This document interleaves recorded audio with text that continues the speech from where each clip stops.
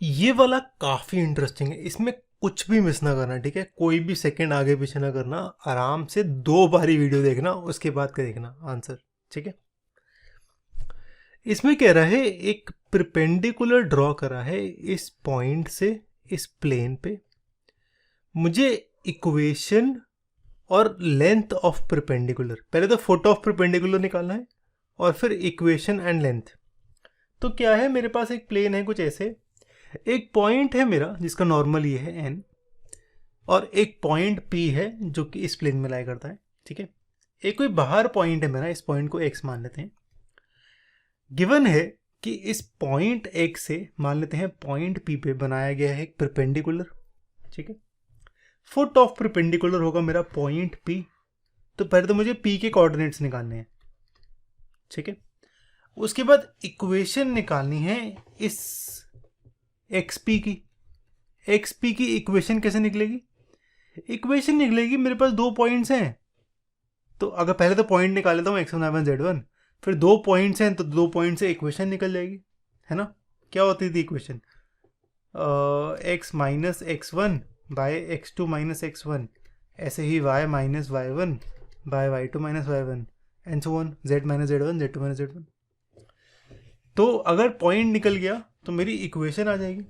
Length of perpendicular क्या होगा? 2 points के बीच का लेंथ तो निकल ही जाएगा, distance formula root x2 minus x1 का whole square y2 minus y1 का whole square plus z2 minus z1 का होल स्क्वायर, ठीक है?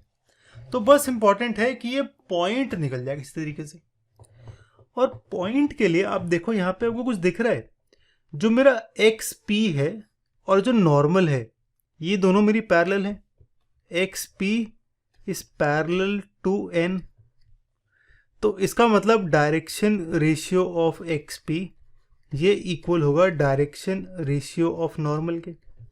नॉर्मल का डायरेक्शन रेशियो मुझे पता है, अगर सपोज ये मेरे प्लेन है तो नॉर्मल के डायरेक्शन रेशियोज है 2, 1 और -2, जो एक्स वाई जेड से मल्टीप्लाइड नंबर है वो, ठीक है? तो नॉर्मल के डायरेक्शन रेशियोज पता है, एक्स पी के डायरेक्शन रेशियोज क्या होंगे? x2 माइनस x1, यानी यहाँ पे x1 माइनस ऑफ दिस कर देते हैं, तो x1 माइनस ऑफ -1, ऐसे ही y1 -3 और z1 माइनस ऑफ -6। तो ये आएगा x1 plus 1, y1 -3, z1 plus 6, और ये इक्वल है 2, 1 -2 के। अच्छा, डायरेक्शन रेशियोज इक्वल नहीं है, डायरेक्शन रेशियोज प्रोपोर्शनल होंगे, इक्वल नहीं होंगे, प्रोपोर्शनल होंगे। प्रोपोर्शनल का मतलब k मल्टीप्लाई कर दो यहाँ पे, ठीक है? और फिर x1 को k की टर्म में, y1 को k की टर्म्स में, z1 को k की टर्म्स में लिखो, ठीक है? तो यहाँ से मेरा x1 y1 z1 आ जाएगा k की टर्म्स में। फिर x1 y1 z1 की वैल्यू इस प्लेन की इक्वेशन में पुट करो तो k की वैल्यू आएगी, k की वैल्यू से फिर यहाँ पे मेरा पॉइंट आ जाएगा, ठीक है? तो पॉइंट आ जाएगा और सब कुछ आ जाएगा, ठीक है? फिगर बहुत जरूरी थी और समझना बहुत जरूरी था कि क्या करना है। अब पता चल गया क्या करना है, तो कैसे करना है वो देख लेते हैं। पॉइंट ये, एक्स पी पैरेलल है, प्लेन की इक्वेशन ये है, तो नॉर्मल वेक्टर मेरा ये होगा।